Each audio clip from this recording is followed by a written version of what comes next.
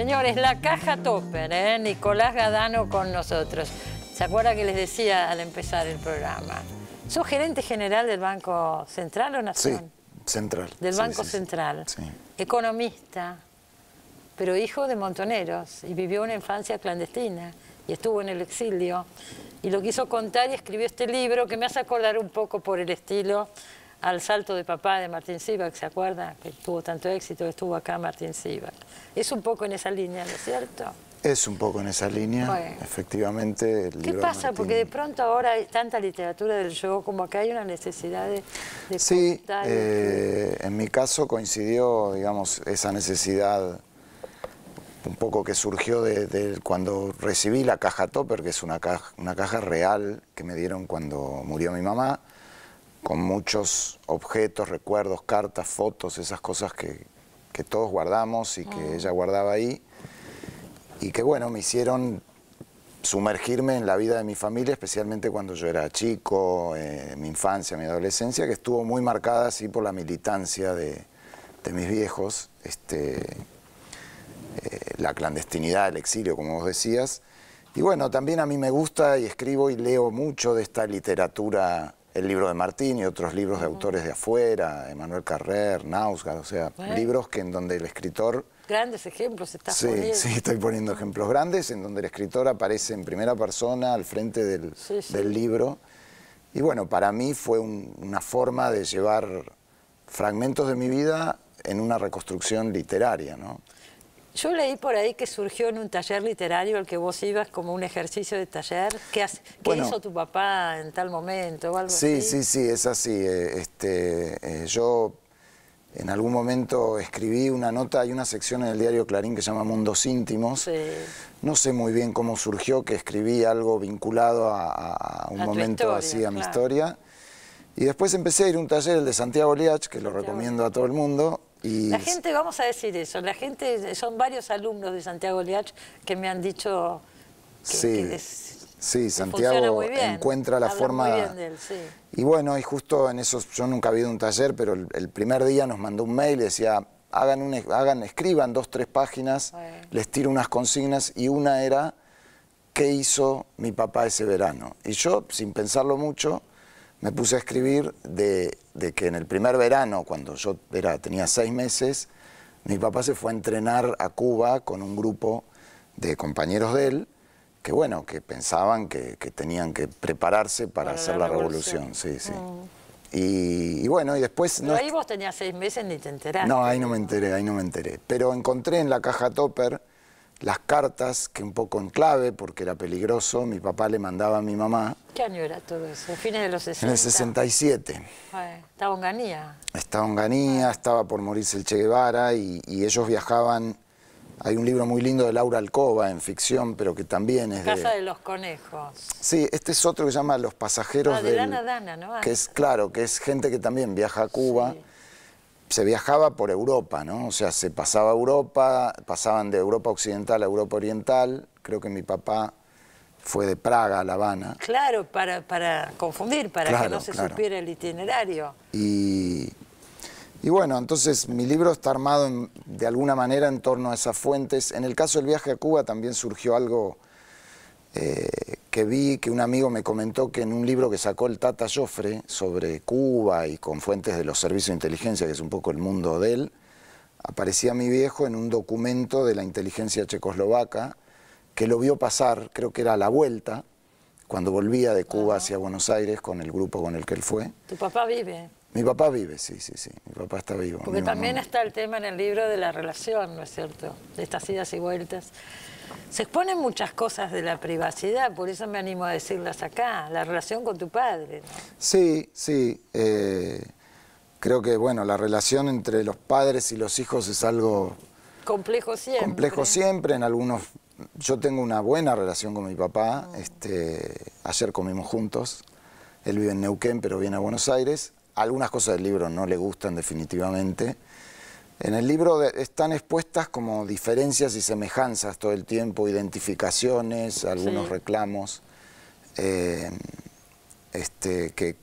desde mi posición de... Vos seguiste una carrera que aparentemente, por lo menos, es el opuesto, ¿no es cierto?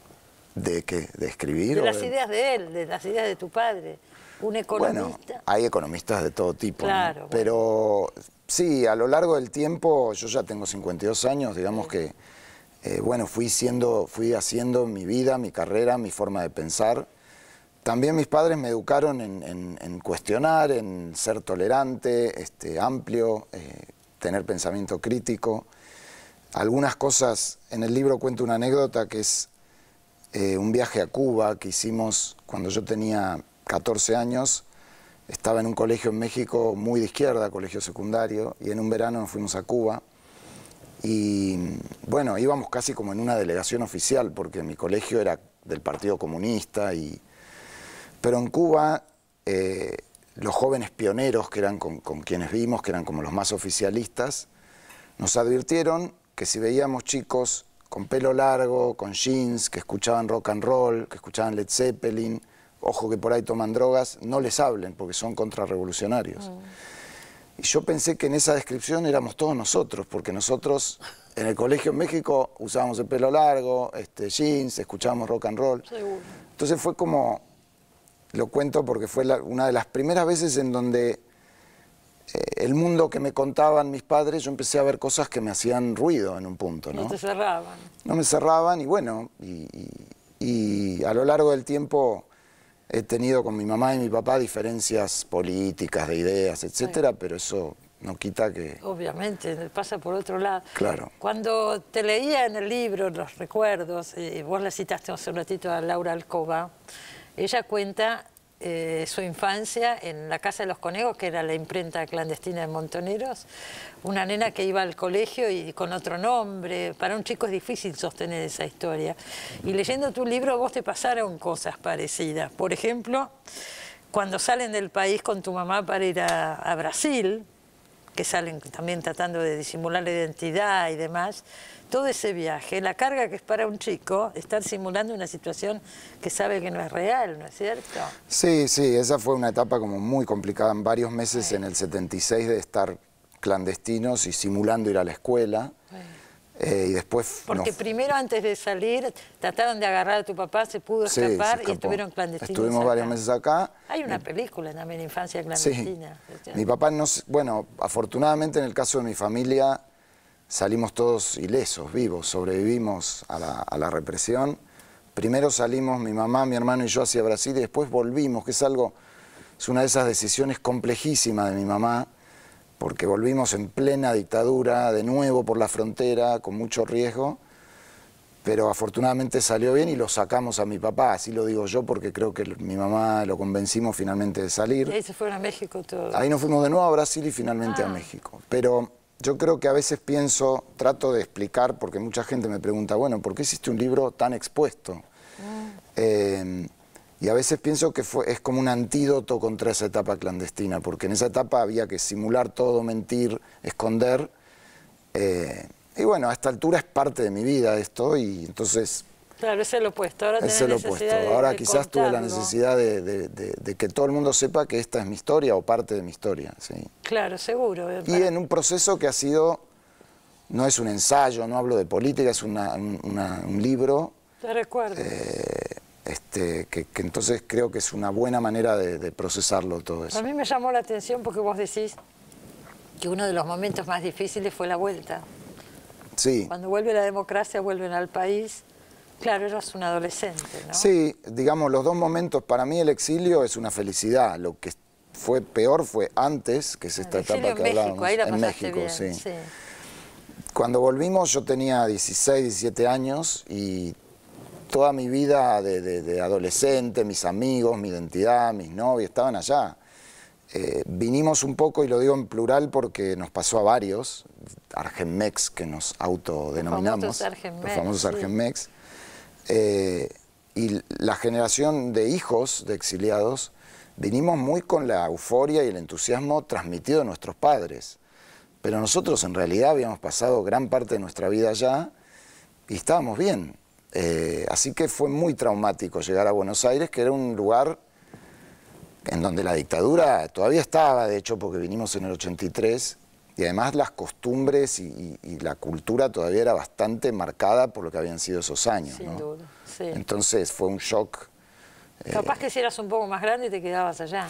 Capaz que si era más grande me quedaba allá, y muchas no veces podías hago ese elegir. juego de... También me da un poco de temor pensar que si era un poco más grande, en el 73, 74, 75, hubiera entrado de cabeza en la militancia y con consecuencias que no sé medir. ¿Vos Entonces, pensás que hubiera sido militante?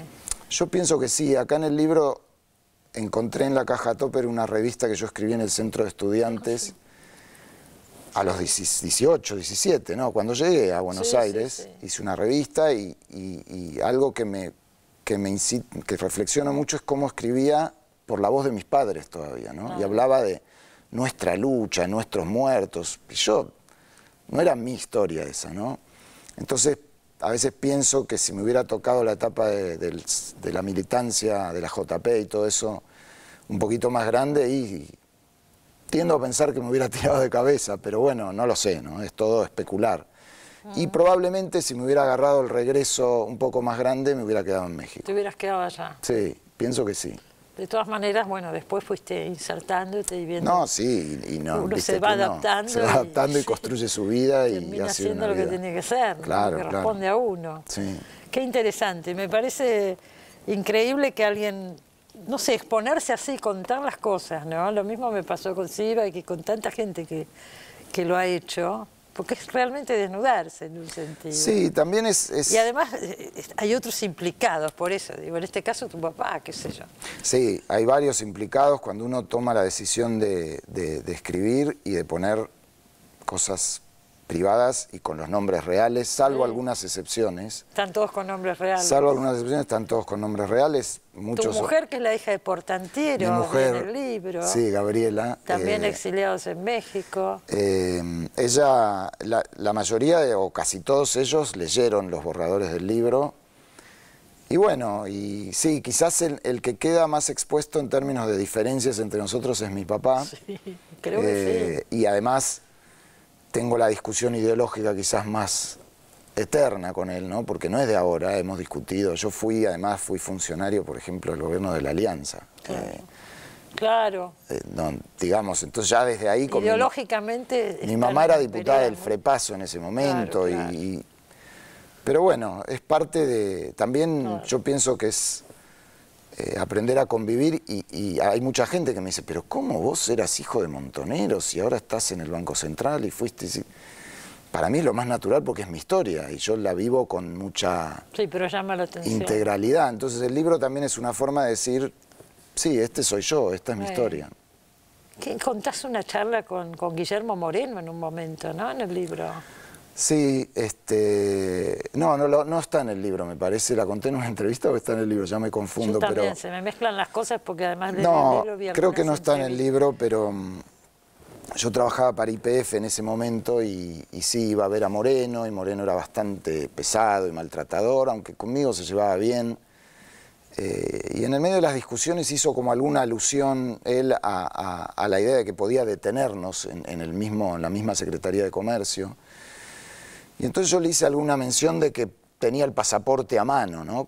Era como un juego de chicanas, y ahí él como que se enojó y me empezó a decir, no, como que no podía tomarme tan a la ligera eso, que en Argentina había una historia de exilio y de represión de la dictadura y qué sé yo. Entonces yo en algún momento le dije, Guillermo, yo estuve exiliado, y él no lo podía creer, le sorprendió muchísimo, porque yo iba de saco y corbata, YPF. Y empezó como un juego que él decía, tengo un montonero en YPF con los gallegos de Repsol. Pero lo que yo cuento es que mi relación con Moreno terminó porque él pretendía que yo escribiera, como economista de YPF, que la inflación estaba bien medida. Y yo decía, no está bien medida, no lo voy a escribir, no voy a mentir. Y en un punto yo, más allá de lo ideológico, lo que rescato de esa anécdota es que en mi educación, que es la que me dieron mis padres, no se miente con la inflación, no se hace una operación así. Pero bueno, es una anécdota en la que... No, pero revela muchas cosas, revela, qué sé yo, los clichés, los roles, un montón de situaciones, ¿no es cierto? Bueno, felicitaciones por el libro. Bueno, muchas gracias. Y me alegro, gracias por haber venido. No, gracias por la invitación. Señores, nos queda un bloque todavía, no se vayan, ya volvemos.